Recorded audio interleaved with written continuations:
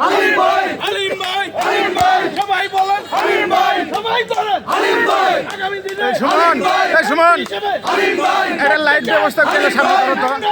হালিম ভাই, যুব দলের হালিম ভাই, ছাত্র দলের লাইট করো, ওইদিকে লাইট করো। হালিম ভাই, মাথার উপরে লাইটটা সরান, মাথার উপরে লাইটটা সরান। আজকে হ্যাঁ, এবার ঠিক আছে, এবার ঠিক আছে। যারা শত শত লোকজন এখানে এসেছেন এই এলাকার সামনে থান ইসলামপুরবাসী, ধরো, আল্লাহ, সামনে থান ধরো। তাদের সবার প্রতি আমার শ্রদ্ধা, ভালোবাসা না, না, ওইভাবেই থাক। এবং আসসালামু আলাইকুম। এখানে উপস্থিত আছে এই এলাকার মুরব্বী স্বজন, এখানে উপস্থিত আছে আমাদের জাতীয়তাবাদী দলের বিভিন্ন পর্যায়ের নেতৃবৃন্দ, ছাত্রদল, যুবদল এবং মূল দল সহ বিভিন্ন দলের নেতাকর্মী উপস্থিত আছে।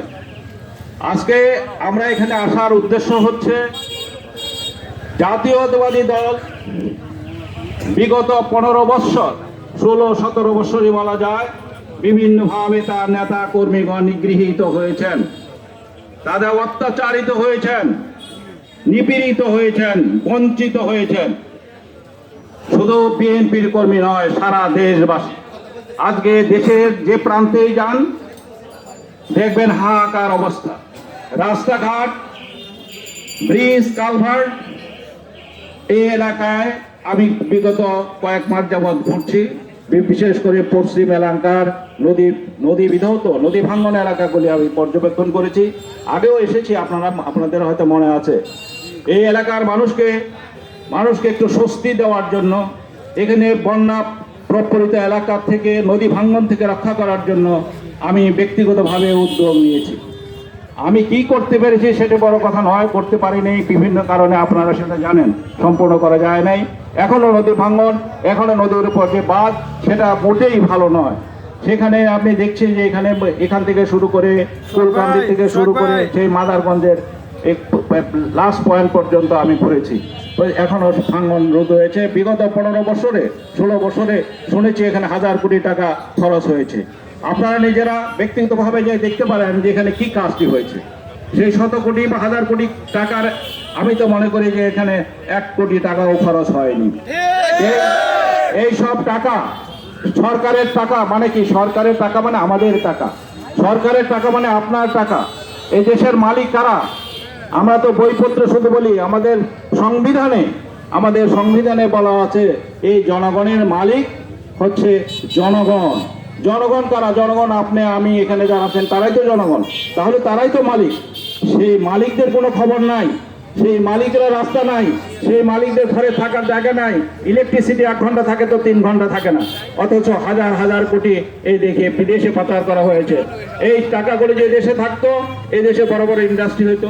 আজকে আমাদের ছেলেপেলেরা বেকার, আজকে তাদের চাকরি নাই, চাকরির জন্য হন্য করে পড়ছে। MA পাস করছে, BA পাস করছে, ইঞ্জিনিয়ারিং পাস করছে, ডাক্তার পাস করছে, ডাক্তারি পাস করেও তারা চাকরি পাচ্ছে না। এমন একটি দেশ, দুর্ভাগা দেশ। সেই দেশকে দুর্ভাগা করেছে কে? আমরা জনগণ নই। সেই যে সরকার নামে ছিল, যে সরকার সৃষ্টি হয়, যে সরকারকে আমরা সরকার হিসেবে আমরা ভোট দিয়ে গ্রহণ করি, সেই সরকার তো আসলে ভোটের নির্বাচিত হয়নি। সেই ভোট তো জনগণকে আমরা নির্বাচিত আসলে করি নাই। অনির্বাচিত দুর্বৃত্তায়ন করে, দুর্নীতি করে, এই জোর করে স্বৈর শাসন প্রতিষ্ঠা করেছিল যারা, তারাই লুটপাট করেছে। লুটপাট করে আমাদের ভাগ্যকে ছিনিয়ে নিয়েছে। এই দুর্ভাগা তারাই করেছে এবং সে ফল আল্লাহ তাআলা তাদের দিয়েছে। তারা দৌড়ে পালাতে বাধ্য হয়েছে। যারা এই অপকর্ম করেছে, আল্লাহ আসলে শুনেন, আমরা যদি আল্লাহকে বিশ্বাস করি, আমরা যদি আল্লাহকে হাজের নাজের মনে করি, তাহলে নিশ্চয়ই আল্লাহর বিচার আপনারা নিজেরাই দেখেছেন যে আল্লাহর বিচার কি। আল্লাহ হয়তো কিছু কিছু বিচার মনে করেন যে এখানে হয়তো অমুক লোকটা এখনো পালিয়ে আছে, এখনো তার বিচার হয় নাই, কিন্তু একদিন না একদিন একদিন তার বিচার হবেই। একালে না হলে পরকালে অবশ্যই বিচার হবে।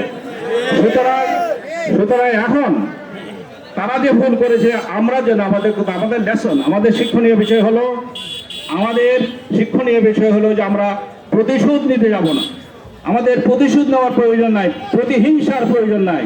আমরা প্রতিদ্বন্দ্বী হব, আমরা অন্য আরো দল থাকবে, সেই দলের সঙ্গে আমরা কম্পিটিশন করব, প্রতিযোগিতা করব, কিন্তু প্রতিহিংসা করে, কারো ক্ষতি করে নয়, ব্যক্তিগত স্বার্থ উদ্ধারের জন্য।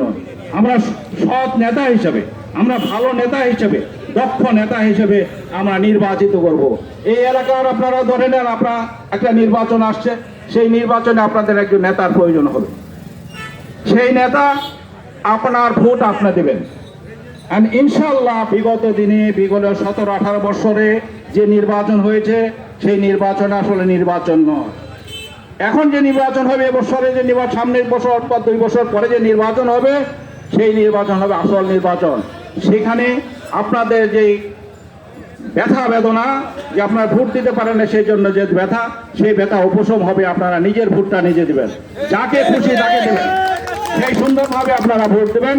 কিন্তু আপনার ভোট দেওয়ার আগে আপনার সচেতন হতে হবে, আপনার বিবেককে সচেতন করতে হবে, আপনার আত্মাকে পরিশুদ্ধ করতে হবে। যে আমার আত্মা যদি পরিশুদ্ধ হয়, আমার আত্মা যদি ভালো হয়, তাহলে আমি একজন ভালো লোক চাবো। যে ভালো লোকটি যে সরকারে যে লোকটি কাজ করতে পারবে, এবং যে লোকটি চুরি করার কোনো অভ্যেস নাই জানি, এবং যে লোকটি ওখানে গেলে আমাদের এই বিশ্বাসটুকু থাকবে যে সে চুরি করবে না, সেই সৎ লোক, সেই দক্ষ লোক, এবং সে আমাদের এই এলাকার এই রাস্তাঘাট, এই নদী ভাঙন রোধ করার তার শক্তি বা ক্ষমতা আছে, এই ধরনের লোক আপনারা বেছে নেবেন। এটা আপনাদের উপর। আপনারা সেই জন্য আপনারা নিজেরা বিবেকবান হন, নিজেরা লেখাপড়া করেন, নিজেদের সন্তানাদেরকে আমি সবসময় বলি যে আমাদের এখন কর্তব্য হচ্ছে নিজেদের সন্তান যারা আছে, সন্তানদের স্কুলে লেখাপড়া করে পাঠিয়ে দেওয়া। যারা স্কুলে পাঠান নাই, যারা স্কুলে পাঠিয়েছেন, তাদের কাজ হবে ওই সন্তানকে সঠিকভাবে লেখাপড়া করে কিনা, এবং ওই সন্তান সঠিকভাবে লেখাপড়া করেন তার শিক্ষককে যোগাযোগ করবেন। শিক্ষক স্কুলে যায় কিনা সেটাও তদারকি আপনাদের করতে হবে। শিক্ষক না গেলে শিক্ষকের রিকোয়েস্ট করতে হবে, অনুরোধ করতে হবে, ভাই বা স্যার আপনার স্কুলে সঠিকভাবে যান, আমাদের বাচ্চাদের জন্য আপনার লেখাপড়াটা সুন্দরভাবে করান। এটা আপনার হতে। আর সেই সন্তান আপনার ঠিক মতো লেখাপড়া করলো কিনা, বাসায় এসে আপনার হোমওয়ার্কটা করছে কিনা, সেটাও আপনাকে তদারকি করতে হবে। যে স্কুল কলেজে ইউনিভার্সিটি ছেলে পাঠিয়ে দিয়েছেন,